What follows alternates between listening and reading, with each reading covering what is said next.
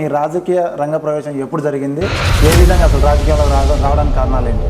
వెంకట్రావు గారు, జల వెంకట్రావు గారు హయాంలో మీరు మంత్రి పొంగులేటి గారు ఒకే పార్టీలో ఉన్నారు, ఒకే కోణంలో ఉన్నారు.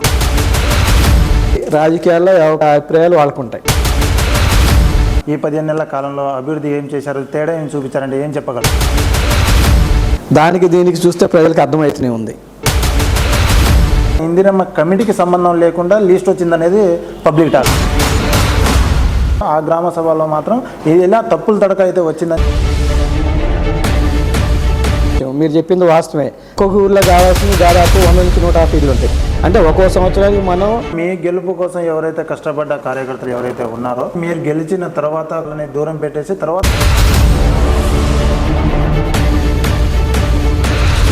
ప్రజలకు ఏదొచ్చినా సరే స్పందిస్తారు. మంత్రులు చెప్పినా ఏది చెప్పినా మేము చెప్పినా సరే, మంత్రులు ఏది చెప్పినా అంతే స్వీకరిస్తారు. మేము ఏది చెప్పినా మాకు ఆ రెస్పెక్ట్ ఇస్తారు. ఆయన 15 సంవత్సరాల కాలంలో మేము రూపాయి సంపాదించకుండా కిరాయి ఇంట్లోనే ఎక్కడదా డబ్బు ఎక్కడి నుంచి వచ్చింది? ఒక కలెక్టర్ ఉండి ప్రజా సమస్యల మీద ప్రజల కోసం చెప్పాల్సిన కలెక్టరు ఏం చేస్తాయి? అప్పుడు మీకు పైన